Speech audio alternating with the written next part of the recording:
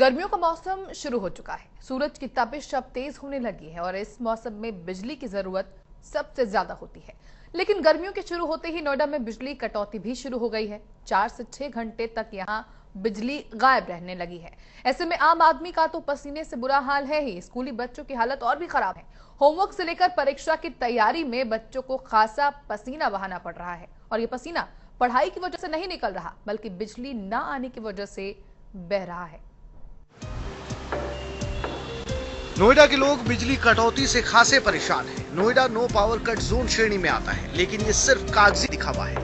हकीकत में यहाँ 4 से 5 घंटे बिजली गायब रहती है। गर्मियाँ शुरू हो चुकी हैं और सूरज की तपिश तेजी से बढ़ रही है। ऐसे में बिजली कटौती से लोग काफी परेशान हैं। आम लोगों का दुख अपनी जगह है, व्यापारी भी खासे परेशान हैं। व्यापारियों का आरोप है कि उन्हें दिन में करीब 7 घंटे बिजली कटौती झेलनी पड़ रही है। नोएडा रेवेन्यू के मामले में हमें हमेशा नंबर 1 रहते हैं। सबसे ज़्यादा पैसा हम दे रहे हैं यहाँ से नहीं, लेकिन पावर के जब मामला आता है तो पीछे से आदेश आ जाते हैं कि हाँ जी मोदीपुरम से आ गया आदेश कि हाँ जी बिजली लाइट काट दी, रोस्टिंग हो गई। ऑफिस जाना पड़ता है और दिन भर में भी रात लाइट नहीं रहते हैं। रात को हम ऑफिस से जाकर फिर घर में खाना बनाना सारा काम करना हो तो पूरा अंधेरा में लगे रहता है। बिजली विभाग के अधिकारी भी मानते हैं कि दिन में 4 घंटे बिजली कटौती की जा रही है। नोएडा में रोजाना 750 मेगावाट बिजली की जरूरत होती है और ये जरूरत पूरी भी हो रही है। ऐसे में सवाल ये उठ रहा है कि फिर ऐसी क्या वजह है जो नो पावर कट जोन में बिजली कटौती करनी पड़ रही है। 2 घंटे 3 घंटे तक की जो कटौती हो जा रही है, किसी समय 4 घंटे भी हो गई थी, तो वो एक्चुअली स्टेट लेवल की प्रॉब्लम है, क्योंकि वहाँ पे बिजली की उपलब्धता थोड़ी कम हो गई है। ओवरड्राल बंद हो गया है, कुछ जनरेशंस की प्रॉब्लम आ गई है, इस वजह से ऐसी परेशानी चल रही है। अगर नो पावर कट जोन में बिजली कटौती का ये हाल है तो छोटे शहरों कस्बों की हालत का अंदाजा आसानी से लगाया जा सकता है। बिल देने के नाम पर बिजली कंपनियां तमाम नियमों का हवाला देती हैं, लेकिन बिजली आपूर्ति के सवाल पर कई मजबूरियां गिना देती हैं। और इन सब के बीच गर्मी से परेशान पसीना बहा रहा है आम आदमी।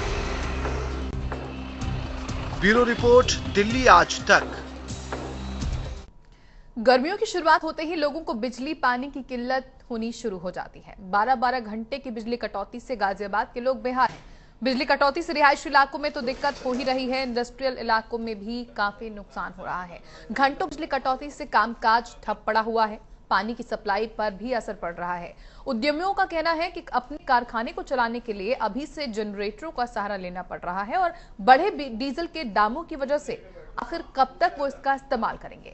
लोगों की शिकायत है कि जब अभी ये हाल है तो आने वाले दिनों में क्या होगा। वसुंधरा में 12 घंटे से भी ज्यादा बिजली जा रही है। सबसे बड़ी दिक्कत ये है कि कोई शेड्यूल नहीं है, कोई प्लानिंग नहीं है, अचानक बिजली चली जाती है।